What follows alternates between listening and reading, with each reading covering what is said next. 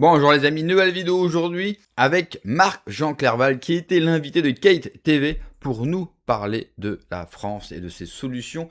Lui, il n'a qu'un seul mot d'ordre français, c'est réveillez-vous. Mais juste avant de l'écouter comme d'habitude, n'oubliez pas de vous abonner, le pouce, le commentaire, le partage, le boost de la vidéo. Et puis vous pouvez soutenir la chaîne, ça se passe sur Tipeee, sur Patreon, vous avez tous les liens en description sous la vidéo. On l'écoute et on en parle juste après. Et ça, je peux vous dire que ça Ça vaut, n'a pas de prix. Eh ça oui, vaut tout ça n'a l'or pas du de monde. prix. Ben oui. Ouais. Ben oui. Eh oui. Eh oui. Je vous Moi, je rejoins. dis réveillez-vous. Quand je dis aux gens réveillez-vous, c'est pas dans un côté paternaliste, patriarcal, comme c'est le terme qui est employé beaucoup aujourd'hui, de façon à discriminer Le les gens. donneur de leçons, c'est pas dans le. Exactement. C'est absolument pas ça. C'est de leur dire il faut vraiment se réveiller parce que là, on a un fou aux manettes. Alors, il n'est pas fou pour ceux qui l'ont mis en place. Hein. Ça, par contre, il fait bien le boulot pour lequel il a été payé. Hein. Mais pour nous, c'est un véritable drame national. Donc, ces gens-là ne nous feront pas de cadeaux. Faut pas croire que ça va se faire dans la douceur, tout ça. Même si on arrive à avoir gain de cause et à faire entendre notre voix et à vouloir la mettre au premier plan, c'est pas gagné, hein, parce qu'ils vont pas se laisser faire. Hein. Vous croyez qu'ils vont rendre les clés du camion comme ça? Je crois pas, moi. Donc là, on rentre vraiment dans une phase délicate. Donc je dis aux gens, la situation va se dégrader, c'est sûr. Préparez-vous. Alors préparez-vous, là, ça fait référence à mon bouquin KO, vous n'êtes pas prêt, et des mementos. Hein. Mais téléchargez-les, travaillez collectif. Moi, ça fait 5 ans que je participe à un groupe d'action solidaire.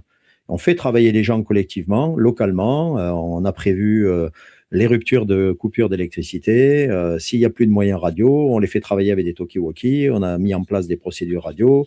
On a organisé sur le terrain des petites sorties pour leur faire toucher du doigt ce que c'est qu'un peu le côté survivaliste, bien que c'est un terme que je n'aime pas, mais pour apprendre à se débrouiller tout seul. Et je l'ai dit encore vendredi, j'ai dit rentrez chez vous, vous voulez faire quelque chose, vous voulez savoir ce que c'est, vous rentrez chez vous et je vous propose un petit exercice tout bête. Demain matin, quand vous vous levez, vous faites comme s'il n'y avait plus d'électricité. Vous jouez le jeu, alors plus de cafetière, plus de volets électriques, plus de frigo, plus rien. Là, vous faites comme s'il n'y avait plus d'électricité et vous essayez de mémoriser la problématique que ça va être. Ben, je peux vous dire que c'est un sacré exercice. Et là, les gens, d'un coup, là, ça fait tilt. Hein. Là, ils se rendent compte du problème. Parce que sans électricité, il n'y a plus d'eau non plus au robinet, hein, entre parenthèses. Plus d'eau dans les toilettes, il n'y a plus d'eau. Voilà. Alors, comment je fais pour boire, comment je fais pour manger, etc., etc. Donc, vous voyez, il y a tout. Bon, ça, je traite ça dans le livre, puisque j'ai développé 5 scénarios qui vont crescendo avec une thématique et puis bon, les solutions. Mais l'idéal, c'est quand même les gens apprennent à trouver leurs solutions. Mais alors, je dis, il faut pas non plus prendre ça en mode panique et aller acheter. D'ailleurs, je le traite ça aussi. Hein, aller acheter n'importe quoi parce que d'un coup, on se dit que la situation va se dégrader. Ça fait partie des petites vidéos que j'ai mises sur ma chaîne. C'est se préparer. Vous connaissez sans doute Piero San Giorgio. Oui, bien sûr. Il se prépare depuis des années. Oui, non, mais bien sûr, mais je le connais depuis, enfin, lui, pas personnellement, mais je le connais. D'ailleurs, chez Alexandre Juvin-Brunet, qui, il n'y a pas longtemps, dans une émission, a dit que j'étais le Piero San Giorgio français. Bon, ça m'a surpris, mais j'ai dit pourquoi pas. Moi, ce qui m'intéresse vraiment, hein, je vous le dis, c'est se préparer individuellement, c'est important. C'est la base. Déjà, il faut qu'un minimum, vous vous prépariez individuellement. Quand je dis individuellement, c'est avec votre famille aussi. Et il faut faire ça sous forme de jeu et impliquer les enfants. Alors, pas les mettre dans un scénario stressant, hein, au contraire. Il faut mettre ça sous forme de jeu et les gosses adorent ça, en plus. Donc, commencez à se préparer comme ça et travailler collectif. Parce que, bon, vous avez des gens qui vont être... Nous, on a ça dans le groupe. On a des gens qui sont spécialisés dans le domaine de la santé, des médecins, des infirmiers, tout ce qu'on veut. On a des gens qui sont spécialisés dans le domaine psychologique, hein, qui sont là pour faire du bien aux gens. C'est important aussi, hein, travailler le mental, la tête. On a des gens comme moi qui sont capables d'assurer la sécurité d'un site. Il y en a d'autres qui sont capables de jardiner, de faire la permaculture. On a tous ces domaines de compétences dans notre groupe et on a une dizaine de pôles. Il y en a même qui font de l'artisanat. Et vous savez, au début, des gens nous disent oh, l'artisanat, ça sert à quoi pour la survie? J'ai dit c'est pas pour la survie. L'artisanat, c'est pour créer du lien. Parce qu'il y a des gens qui, par le biais du pôle artisanat, se sont retrouvés, ont retrouvé une certaine joie de vivre, surtout après la situation difficile du Covid. et se sont unis, se revoient et ont ensuite adhéré à d'autres pôles et sont venus apprendre à se former à d'autres techniques. Voilà. Et il y a régulièrement des ateliers qui sont organisés. C'est ça que je dis, travailler collectif. Et si demain, il arrivait quelque chose de gravissime, ben, je peux vous dire que les gens qui sont dans les villes, qui n'ont rien prévu, ils sont mal. Hein. Ils sont très, très mal. On le sait, hein, de toute façon. Hein. Voilà. Donc, il faut que ces gens-là se préparent aussi. Donc, c'est pour ça, dans mon bouquin, je traite 3 cas de figure. Ceux qui sont dans les villes, ceux qui sont en périphérie, ceux qui sont dans un monde rural. Et ensuite, 3 cas de figure spécifiques. C'est soit je peux rester chez moi, ça pète dehors, mais je peux rester chez moi. Donc, comment je fais pour survivre chez moi? Soit je peux plus rester chez moi parce que pour X raisons, il y a des gens qui débarquent dans les rues et qui vident et qui vérifient les maisons où je dois partir, où je veux partir. Donc là, on part en voiture. Comment on fait pour partir en voiture et comment on se prépare?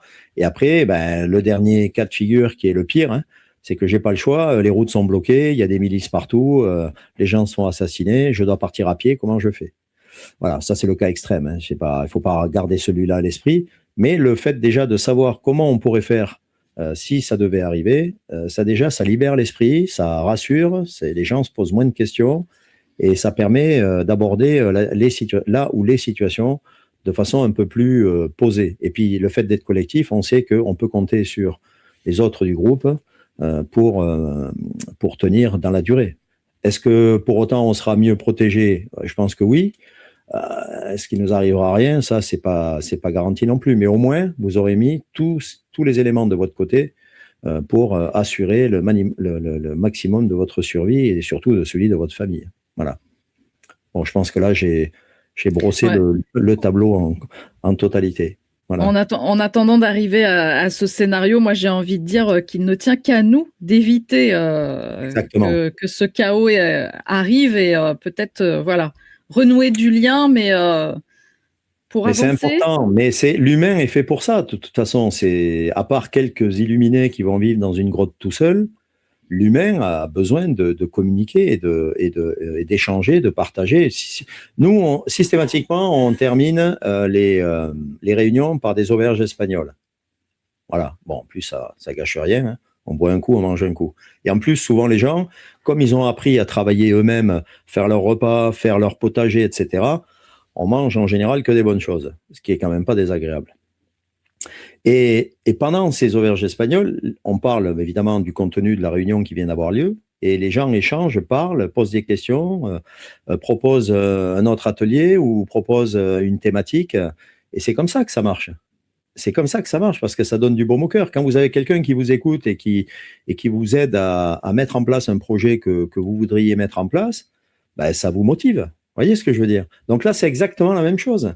Le PRN, ça permet aux gens de se regrouper, de travailler en collectif, d'aller de l'avant et de mettre en œuvre, et chacun à son niveau. C'est-à-dire que quelqu'un qui est dans un petit village de 300 habitants, enfin, des gens qui sont dans un petit village de 300 habitants, n'auront pas les mêmes problématiques, ni même les mêmes choses à mettre en place que quelqu'un qui vit dans une tour de 30 étages au centre-ville d'une grande ville.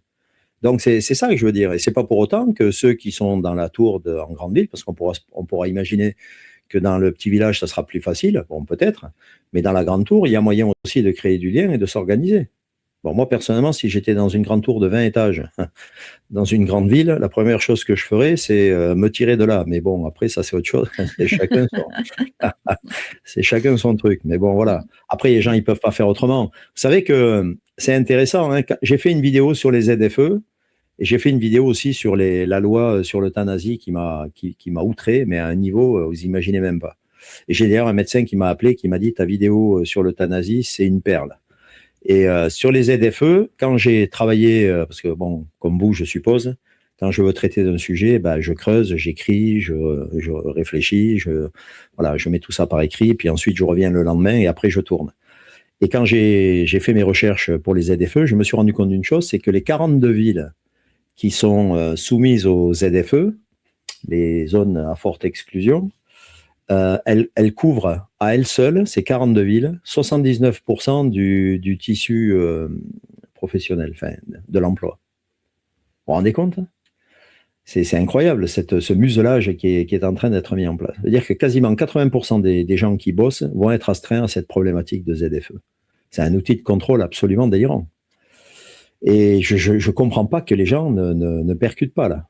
Enfin, rien. Les gens ne disent rien, tout simplement parce qu'ils sont assommés. Il faut bien comprendre que quand vous êtes français, quand vous êtes le français lambda, le français moyen, vous en prenez plein la gueule tous les jours en discontinu. Entre les règles, les lois, toutes les choses qui sont interdites, la limitation de la liberté d'expression, les taxes, les impôts, sans oublier votre boulot, avec des conditions compliquées, un salaire bas, les prix qui explosent, le prix de l'essence. Enfin, vous imaginez la masse et le poids psychologique que subissent les Français tous les jours dans leur vie.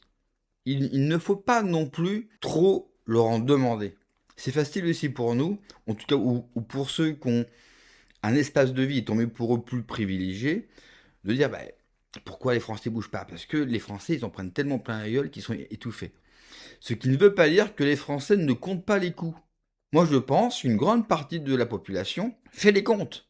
Vous savez, ils font les comptes de toutes les choses qu'ils reçoivent de la part du gouvernement. Et un jour, ça va céder. Hein. Ça ne peut pas continuer comme ça sans qu'il y ait la révolte. Et peut-être que ça se passera par plusieurs petites révoltes et puis la grosse. L'autre gros problème, c'est le projet politique. Lui, il dit il faut se préparer. C'est évidemment du bon sens. Mais vous savez, les Français le font déjà. Regardez le nombre de Français qui se remettent au sport. Regardez le nombre de Français qui se remettent au sport de combat. Le nombre de Français qui se remettent aussi à bien manger. Le nombre de Français qui se sont remis, comme il le dit, à faire des potagers. Il se passe quand même il se passe des choses. C'est ce qu'on appelle des signaux faibles en politique. Il se passe des choses, contrairement à ce que l'on pense à la rue. Oui, nous, on aimerait que cela se passe dans la rue et que cette rue fasse tomber le gouvernement. Moi, je dis patience. Même si cette patience nous coûte cher, évidemment, tous les jours, parce qu'on souffre tous de la situation du pays, au sens propre comme au sens figuré, mais patience. Cela ne pourra pas tenir. Mais je me répète, il nous faudra pour ça le bon réceptacle politique.